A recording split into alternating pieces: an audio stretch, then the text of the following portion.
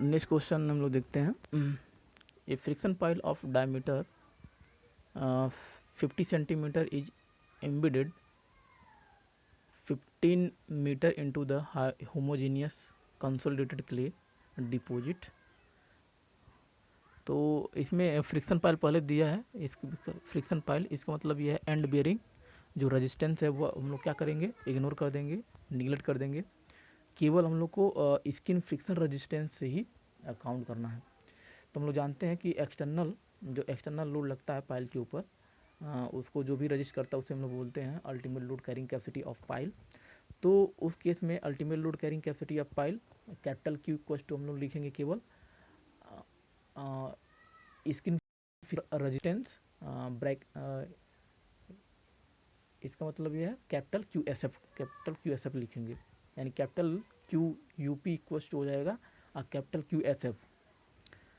और इसमें डायमीटर दिया है आपका 50 सेंटीमीटर। तो डायमीटर 50 सेंटीमीटर, इसका मतलब मीटर में कन्वर्ट कर लेंगे 0.5 मीटर इज एम्बेडेड। लेंथ दिया है एल इक्वल्स टू 15 मीटर। और adhesion factor, if the adhesion factor is 0.7 तो एल्फा इक्वल्स टू दिया है 0.7। और सोयल कंडीशन क्या है, क्ले है, सोयल कंडीशन क्ले है and adhesion develop between the clay and pile soft is 4 ton per metre cube. तो एडहेशन जो हम लोग फार्मूले में पढ़ते हैं, फार्मूले में capital Q S F equals to होता है A for clay alpha C bar, यानी capital Q S F equals to होता है small Q S into A S. तो small Q S equals to होता है फॉर क्ले एल्फा सी बार होता है। तो एल्फा की वैल्यू दिया 0.7 और सी बार की वैल्यू यानी एवरेज एडहेशन या एवरेज कोहेजन होता है। तो इसकी वैल्यू डायरेक्ट दे दिया है क्योंकि लिखा है adhesion develop between the clay and pile soft is 4 ton per metre square. तो डायरेक्ट इसकी सी बार की वैल्यू दिया है 4 ton per metre square. What is the safe load for the factor of safety, safe load निकालना है, safe load या applicable load निकालना, find out करना है, टन में निकालना है और फैक्टर ऑफ सेफ्टी दिया है 3। तो इसमें जो भी गिवन डेटा है तो हम लोग फार्मूला लगाएंगे ultimate bearing capacity of friction pile equals to capital Q U. तो कैपिटल क्यू यू यहाँ रहेगा, तो कैपिटल यहाँ पे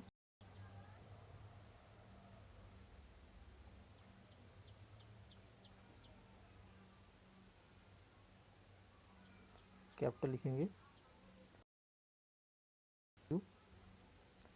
कैपिटल क्यू रहेगा, ठीक है। तो यहाँ पे capital Q U equals to हो जाएगा एल्फा सी बार और ए एस। तो ए एस इक्वल्स टू क्योंकि ग्रुप पाइल नहीं है, इंडिविजुअल पाइल है, सिंगल पाइल के लिए कंडीशन दिया है। तो उसके लिए ए एस क्या होता है, सर्कमफ्रेंस एरिया या सरफेस एरिया जिस पे फ्रिक्शन एक्ट करता है। तो वो हो जाएगा पाई डी एल हो जाएगा। तो सॉल्व करेंगे एल्फा इक्वल्स टू 0.7 और सी बार की वैल्यू 4, पाई डी की वैल्यू 0.5 एंड एल की वैल्यू 15। सॉल्व करेंगे तो आएगा 65.797 टन में आ जाएगा। और ये आपका क्या आएगा, अल्टीमेट लोड कैरिंग कैपेसिटी। तो सेफ लोड या एप्लीकेबल लोड इक्वल्स टू होता है ultimate load carrying capacity of pile divide by factor of safety. तो factor of safety equals to 3,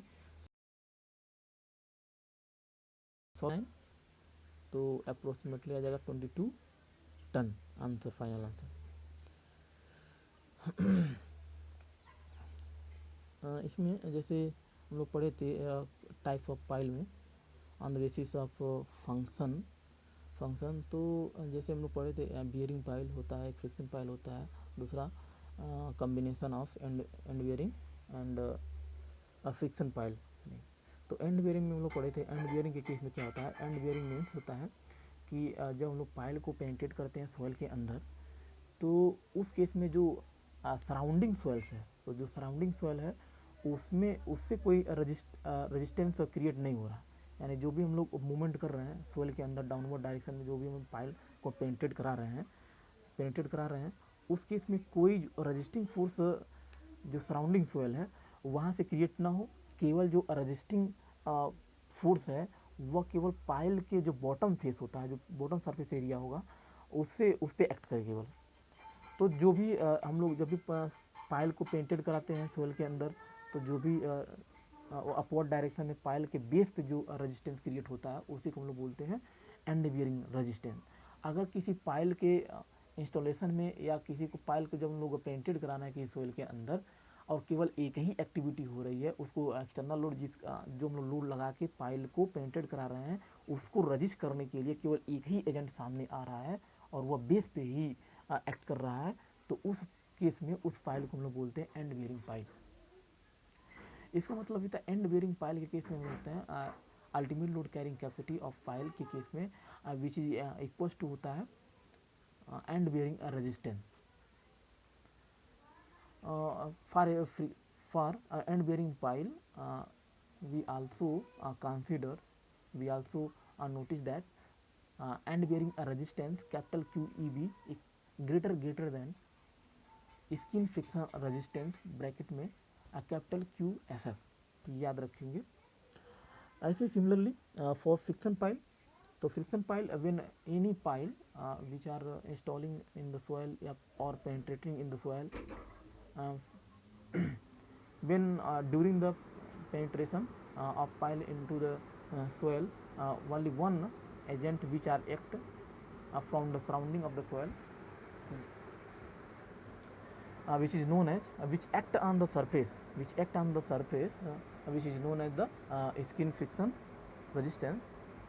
We can say for friction pile when any load which are acting on pile which is resisted by the skin friction resistance from the surrounding of soil. So in case of friction pile we can say net load total ultimate load carrying capacity of pile which is equals to skin friction resistance which is denoted by the QSF. In case of friction pile also we consider skin friction resistance which is denoted by the QSF which is greater than end bearing resistance which is denoted by the capital QEB. इस यानी friction pile के case में जब हम लोग pile को painted कराएंगे और किसी एक्सटर्नल लोड के अंडर में, तो उसको रजिस्ट करने के लिए सोयल से केवल एक ही एजेंट सामने आएगा। वो जो सराउंडिंग सोयल होगा जिसके अंदर हम लोग पाइल को पेंटेड कराएंगे, जो सराउंडिंग सोयल है वही रजिस्ट करेगा, लेकिन वो सरफेस से रजिस्ट करेगा, यानी लेटरल डायरेक्शन में वो रोकेगा, ना कि नीचे से रोकेगा। तो जब भी हम लोग किसी पाइल को इंस्टॉल करेंगे या पेंटेड कराएंगे सोइल के अंदर, तो याद रखेंगे जो भी लेटरल डायरेक्शन से सरफेस पे जो रजिस्टिंग फोर्स क्रिएट होता है किसी भी पाइल के इंस्टॉलेशन में, तो उस पाइल को हम लोग बोलेंगे friction pile.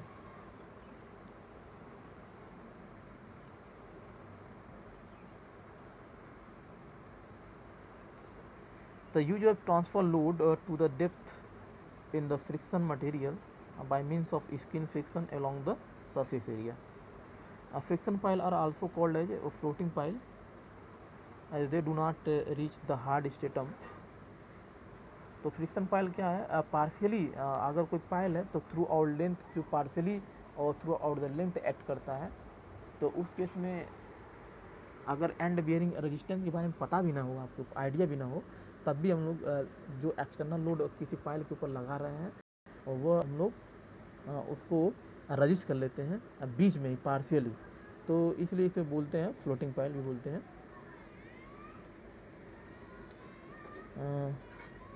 Combined and bearing resistance bearing और फ्रिक्शन पाइल का मतलब क्या है कि ऐसा पाइल जिसमें दोनों एक्टिविटी एक साथ हो, यानी फ्रिक्शन भी हो और एंड बियरिंग रेजिस्टेंस हो। यानी किसी पाइल को जब हम लोग किसी सोइल के अंदर पेंटेड करा रहे हैं, तो जो भी एक्सटर्नल लोड लगा रहा है उस पाइल को पेंटेड कराने के लिए, तो उसका वो रजिस्ट हो किसके द्वारा, जो पाइल का बेस है उस पर भी कोई नॉर्मल रिएक्शन लगे नीचे से अपवर्ड डायरेक्शन में, यानी एंड बेयरिंग रेजिस्टेंस के थ्रू भी वो रजिस्ट हो, और लेटरल डायरेक्शन में जो सराउंडिंग सोयल है उसके कारण भी वो रजिस्ट हो।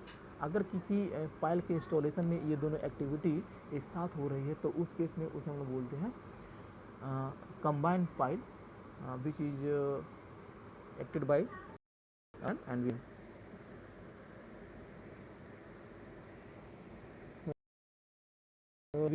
Which of the following statement is true? A pile is a cylinder member which transfer the load through its lower end on a strong stator। तो कोई ज़रूरी नहीं है कि हम लोग पायल को जब इंस्टॉल करते हैं तो सिलेंडर मेंबर होता है, ये भी सही है, which is transfer the load, ये भी सही है, through it's lower and on a strong strata. तो केवल ऐसा नहीं है, दोनों तरफ ट्रांसफ़र होता है। A pile is cylinder member which transfer its load to the surrounding soil. तो सराउंडिंग सोयल में चूँकि सराउंडिंग सोयल क्या पाइल हम लगा रहे हैं, इंस्टॉल कर रहे हैं, तो नीचे भी सोयल के कॉन्टेक्ट में है, लेटरल डायरेक्शन में भी सोयल के कॉन्टेक्ट में है, तो जो भी ये सारे सराउंडिंग सोयल्स हैं। तो अगर कोई पाइल है तो सिलेंडर मेंबर ही होता है और लोड भी ट्रांसफ़र करता है। तो अगर सराउंडिंग सोयल में हर तरफ ट्रांसफ़र कर रहा है तो उसी को हम लोग बोलेंगे पाइल फाउंडेशन। तो इसलिए B option is correct.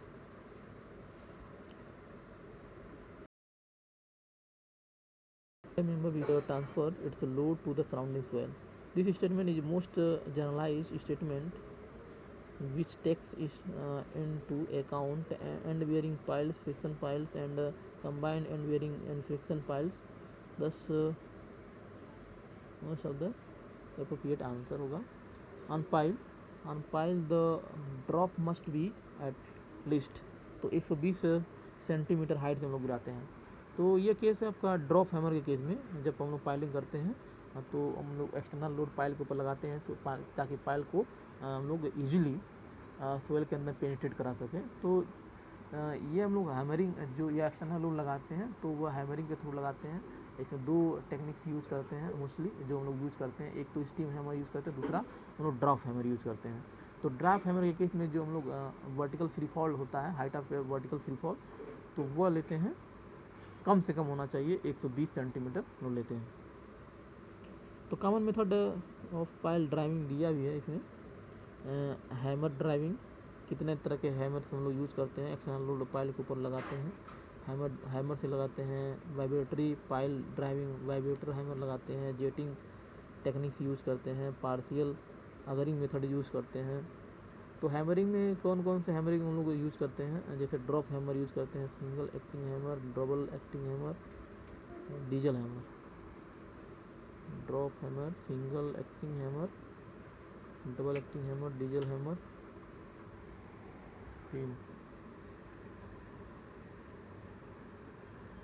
Thank you.